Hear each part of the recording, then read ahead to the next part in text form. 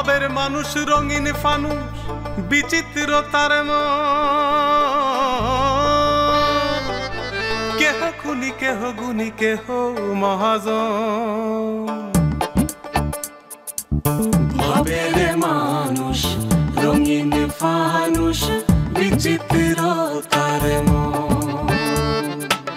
কেহ খুনি কেহ গুণী কেহ মহাজন মাঠে ফসল ঘাটে জল খড়ের জলে চল লোভী কবি সাধু সবই চালায় যে একজন একে একে দুই হয় চার গুণে আট ছয় নয় ছয় হয় 5 12 7 নফর আলীর হাত রে নফর আলীর হাত নফর আলীর হাত রে নফর আলীর হাত গায়ে চোর ধরা পড়ছে। চোর ধরা পড়ছে? আমি জানলাম না। আরে তুমি জান না কেমনে? চোর তো দইরে নিয়ে গেছে নফর আলীর বাড়িতে, আর তুমি তো হেনে বসে রইছো এই দোতারা নিয়া। যেই না আমার চোর তার যেই না স্বাস্থ্য তার লাগে আবার ব্যায়াম করা লাগে। তুমি একটা ফু দিলেই তো হ্যাঁ এক গ্রাম থেকে আরেক গ্রামে গিয়ে ছিটকায়ে পড়বো। পাগল ছাগল আবার ন্যায় অন্যায় বুঝাস না? আমি ন্যায় অন্যায় কি বুঝি না, খারাপ দেখাইতেছি। আচ্ছা থাক এখন দেখাইতিব না। তুই আমার সাথে মস্করা করস? এ দই রাখতে এমন আসার দিব না। না না না খাইছে আমার, তুমি দইরে কোনো আচার মাচার দিও না। জীবনে হাত পথে অনেক কাম বাকি আছে। আমার গ্রামেও সবার কাছে এই কথা কইতে হইব যে চোর পিটামো। আর তুমি নফর আলীর বাড়ি যাও, আমি একটু গ্রামবাসীটা আবার জানাই আসি। জাগো গ্রামবাসী ওঠো। এ পাগলামি ছাইরা দিয়া ব্যায়াম ট্যায়াম কর।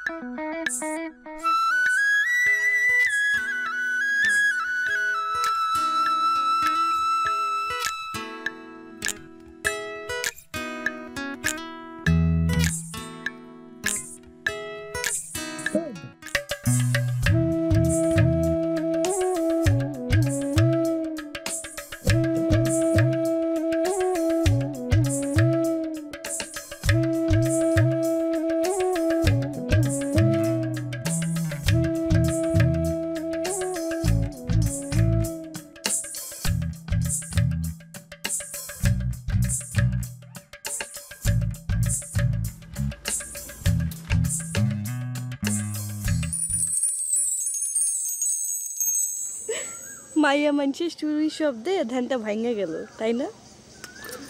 আহারে ও তুমি একটা গভীর বিষয় নিয়ে ভাবতেছিলাম, দিলা তোমার ভাবনাটা নষ্ট করে। ওরে আমার ভাবুক রে, কি এমন ভাবতেছ একটু শুনি। এইসব শুনে তোমার কোনো কাম নাই, তুমি কিছু বুঝবা না, অনেক জটিল ব্যাপার। তুমি আর কি ভাববা? গরু কেন ছাগলের মতো ডাকে না, ছাগল কেন মুরগির মতো ডিম দেয় না, এইসব তো, তাই না? হুদাই কেন আমারে ডিস্টার্ব করতেছো কও তো? যাও তো যাও যাও যাও, তুমি এখন এই জায়গা থেকে যাও যাও। যাইতাছি, আগে আমার একটা কথার উত্তর দাও, যে নফর আলী দাদার বাড়িতে যাইবা? নফর আলী দাদার বাড়িতে কি? ও আচ্ছা আচ্ছা আচ্ছা আচ্ছা বুঝছি, ওই যে চোরটার বিচার হইব সেইখানে। হ, তুমি গেলে আমি তোমার লগে যাইতাম। এই মহব্বত কোনো বিচার আচারে যায় না। এই মহব্বত হইল শান্তির পক্ষে। বিচার আচার মায়ের ধৈর এইগুলোর মধ্যে আমি নাই, আমি চাইল শান্তি। ও তাইলে তুমি যাইবা না? না। হ্যাঁ ভাবছিলাম সবাই যাইতেছে, আমি এখন আর যাইতে পারব না।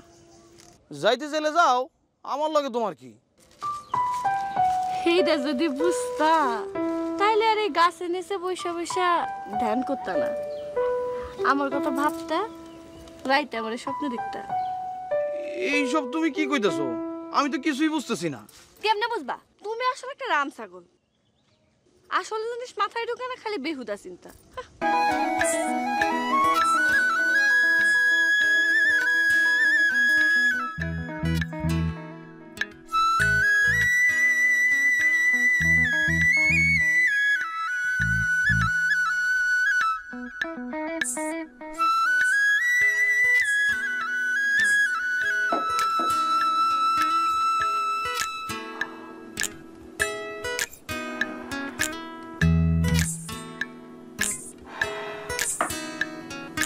সোরে করছে চুরি, ভাবছে বাহাদুরি, তবুও সোরে পড়ছে ধরা, ফাইসা গেছে সকল জারি জুরি।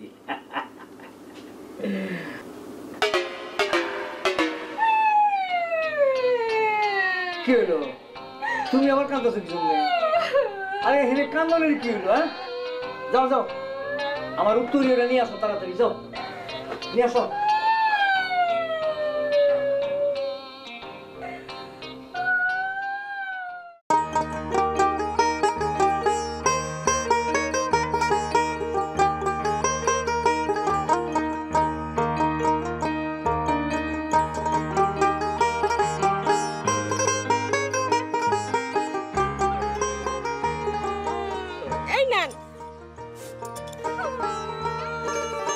এই দেখো, এখনো কাঁদতাছে। আরে এখনো কান্দনের কি আছে? আমার অনেক কষ্ট লাগতেছে। ওরে যন্ত্রণা! আরে এতে তোমার কষ্ট লাগানোর কি আছে? হ্যাঁ, আমি তো কিছুই বুঝলাম না। এই কান্দুইনা স্বভাব তোমার কবে যাইব আল্লাহই জানে। কোন হানকার কোন চোর তার বিচার হইব, আর উনি এনে বসে কান্দতাছে। এই, ওই চোর বাটাই কি তোমার ভাই লাগে, বিয়াই লাগে, নাকি দেওয়ার লাগে? শোনেন, চোর বইলা কি সে মানুষ না? তার গায়ের মধ্যে কি চামড়া নাই? সবাই মিলে যখন মারবো সে কি কষ্ট পাইবো না? ওরে আমার খোদা, তোমারে লই আমি যামু কই? হ্যাঁ, চোরে ব্যথা পাইলে তোমার কি? কেউ কষ্ট পাইলে আমার মনের মধ্যে অনেক কষ্ট লাগে। আরে হইছে নাকি? তুমি কাঁদতে কেন? কি হইছে? দেখো তো আপা, আজকে নফরালির বাড়িতে চোরের বিচার হইব, সেই জন্য সে কাঁদতেছে। চোরের শাস্তি হইলে নাকি তার মায়া লাগে। কত দেখি, এটা কোনো কথা? আবাগো, চোরে তো আর শখ করে চুরি করে নাই, না হয় একটু চুরি করছে, পেটের দায় করছে, তাই বলে সবাই মিলে চোরেরে মারবো? চোরের তো এখনো বিচারই হয় না, আর তুমি কেমনে জানলা যে চোরের ধরে মারবো? কান্দন থামাও। দেখো তো আপা, এই কান্দনে লেগে তো আমার জীবনটা একেবারে অতিষ্ঠ হয়ে গেল না। আমি যাই, আজকা চোর বেটার খবর আছে। এত বড় সাহস চুরি করে, জীবনের তরে ওর চুরি স্বাদ আমি মিটাই দেবো। হ্যাঁ, চোরে করছে চুরি, ভাবছে বাহাদুর, মাশাআল্লাহ, তবুও চোরে পড়ছে ধরা, ফাইসা গেছে সকল জারি জারি। কি সুন্দর লিখছে কবি মজনু। আরে কি সুন্দর কবিতা লিখছে, কান্দো কেন? চোরের জন্য। চলো।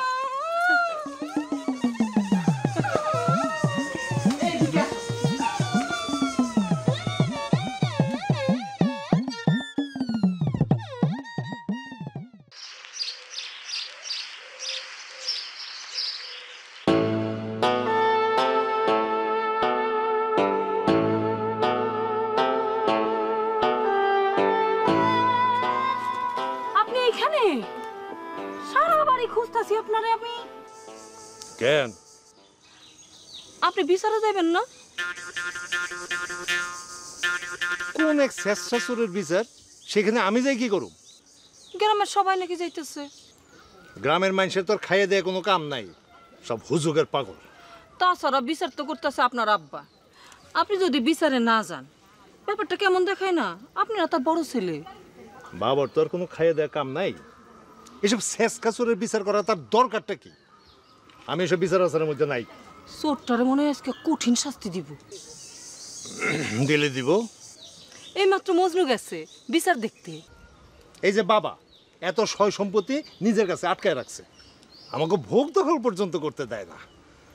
হাটের ইজারার কথা তো বাদই দিলাম, নিজের ছেলের দিকে যার খেয়াল নাই সে চোর ডাকাতের বিচার করে বেড়াইতেছে। চিন্তা করছো ব্যাপারটা? বিয়ের পর দিন থেকে তো আপনারা একই কথা কইতেছি, আপনি তো কোনোদিনও আমলই দিলেন না। সে যে আসলে কি চায় সেটাই আমি এখন পর্যন্ত বুঝতে পারলাম না। এত জমি জামা সয় সম্পত্তি এগুলি দিয়ে কি করব? মরার পরে কব্বরে লয়ে যাইব?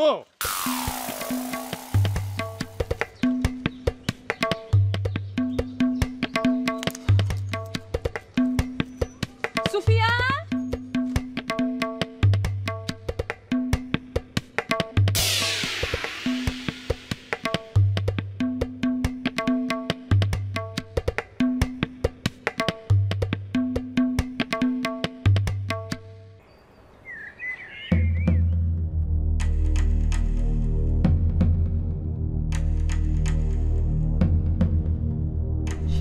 কঠিন শাস্তি না দিলে কাম হইব না।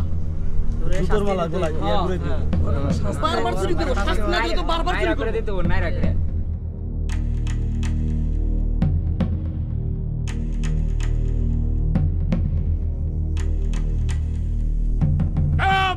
থাপড়ে সাপার দাঁত ফালাই দিমু। হ্যাঁ, সিনে তো কম দিছিস কে, আর লিগারে তো হালকা কে। কাচ্চি বাজে মার। আজকে দিয়ে বাইজানের মেজাজ অন্য দিনের চাইতে তো একটু বেশি খারাপ। বিষয়টা কি? কথা কম, তোর যেটা কইছে সেইটা কর। বুঝতে পারছি আপনি বিচারে যান নাই। আর যাই কোন ভাইজান, চোরটার কঠিন শাস্তি হওয়া দরকার ছিল। নফর আলীর হাটে এই চুরির ঘটনা কয়েক বছর ধরে ঘটে নাই, এবার যে কেমনে ঘটলো আজব ব্যাপার না ভাইজান? এই তোর যখন বিচার লই এত ইন্টারেস্ট, দোকান খুলে বই রিসত কে? দোকান বন্ধ করে যা, বিচারে যা। তাইলে আপনার চা বানিয়ে খাওয়াই তোকে, অসুবিধা নাই। কি রায়ও তা পরবর্তী সময় জানতে পারবো। আচ্ছা ভাইজান, আপনার কি ধারণা নফর আলী কি রায় দিব? সে তো আবার আপনার বাপ, আপনি ভালো করে কইতে পারবেন। তোর কি আর কোনো কথা নাই? হারামজাদা, খালি আজারে পেশা কাম কর। অবশ্য বাপ হইলে কি হইব, আপনাকে বাইরের লোকে তো হের আবার ভালো সম্পর্ক না, হে আলাদা বাসাতে থাকে। তো এক সময় তো অনেক নাম করে ডাকাইতা ছিল, এখন অবশ্য সে ভালো মানুষ। আরেকটা চা দিব গেল।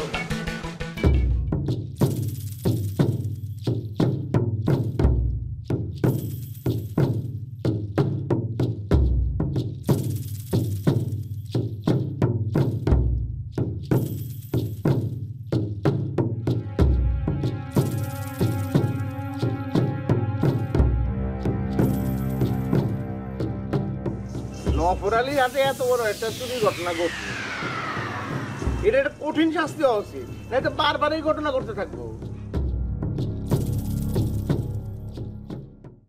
দেখা তো আমার কাছে জাত চোর মনে হয় না। দেখে তো অনেক কিছু অনেক সময় মনে হয় না গায়েন। তাদের দেশে আইন আদালত পুলিশ কোর্ট কাছারি কিছুই থাকতো না। হ্যাঁ, চুরি করছে যখন শাস্তি তোর পাইতেই হইব, কিন্তু শাস্তিটা একটু বুঝে শুনে দিয়ে আর কি। এত কথার কাম কি? চোর দ্বারা আমার হাতে ছাইরা দেন। এই যে দেখেন কলসি নিয়ে আইছি, কলসি দাবারে লাল করে দেই। এই চুপ থাক, বাঁশের কঞ্চি লইছে সকাল থেকে, এই যে মোটা বাঁশের কঞ্চি রাখছে সেই ক্ষেত্রে মাইকা রাখছি, ওর ভিটার লিখা। এসব কঞ্চি বঞ্চি কাম হইব না, ওরে আমার হাতে তুলে দেন, ধরে একটা আছাড় মারি। খালি কথাবার্তা, খালি কথাবার্তা, রাই হয় না এখনো কোনো কিছু। তার আগে জানা দরকার যে ওই চুরির মালটা উদ্ধার হয়েছে কিনা। হ্যাঁ, আমি নিজে চোরের বাড়ি থেকে মাল ধরেছি। তাও ভালো। এখন আপনি বলেন যে চোরের কি শাস্তি হওয়া উচিত? আমার মাফ করে দেন। এই চুপ থাক, আমি আর জীবনে চুরি করুম না, কসম কেটে কইতেছি। আরেকটা বাড়তি কথা কবি, মাথার মধ্যে বাইদে মাথা ফাটা আলাম করে দেব। চোরের বান্ধন খুইলা দে।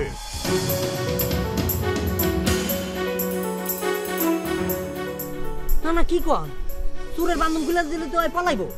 যেটা কইছিস সেটা কর। না, বাঁধন নালে খুলে দিল, শাস্তিটা কি হবো আপনি খালি কর। এনে মধু আছে, লাড্ডু আছে, লগে লগে শুরু হয়ে যাবো শাস্তি। আপনি তো মনে হয় এখন শাস্তি দেওয়ার জন্য অস্থির হয়ে গেছেন, চুপ করে থাকেন। চোররে আমি মাফ করে দিছি,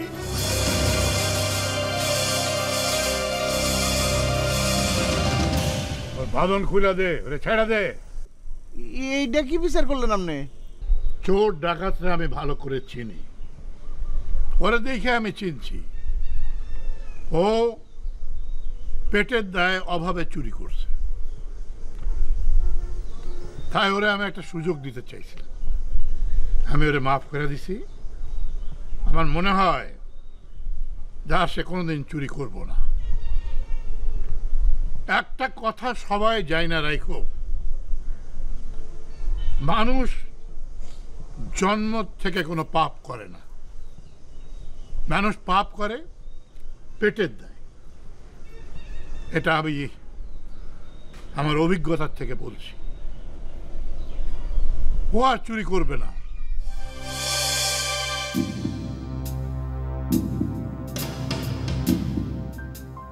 আর যদি কোনোদিন চুরি করে তবে ওর কঠিন শাস্তি হইব। প্রথমবারের মতো ওরে মাফ করে দিলাম, ওর বাঁধন খুলে দে, ওরে ছেড়ে দে। ওই যা, তোরে আমি ছেড়ে দিলাম, মাফ করে দিলাম।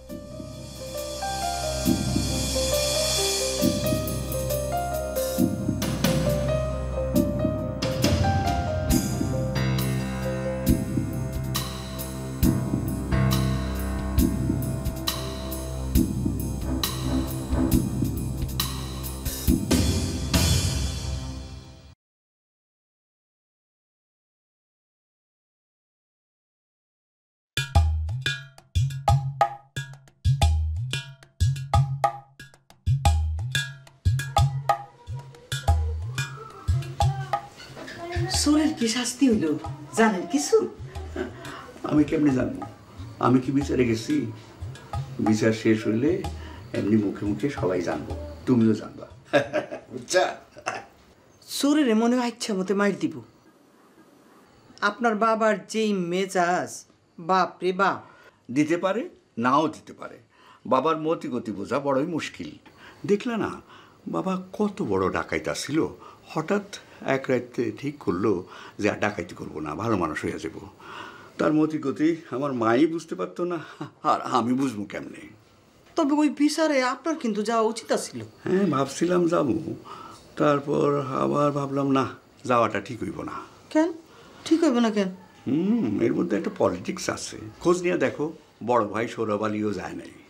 হে ভালো পলিটিক্স বোঝে। আপনার ভাইগোর মধ্যে যে কি প্যাঁচ গোজ আছে আমি বুঝি না। বুঝবা না তো, মাথায় অত গিলু নাই। দেখো গিয়া বড় ভাবি যান ঠিকই বুঝছে। আপনি কি শুইলে ভাবির লোক আমার তুলনা করেন কেন? হ্যাঁ তো আমার সাথে অনেক বড়, আমি সাদা সিধা মানুষ, হ্যাঁ লোকে কি আমার তুলনা হয়? ওই জন্যই তো বললাম তুমি ওইসব বুঝবা না।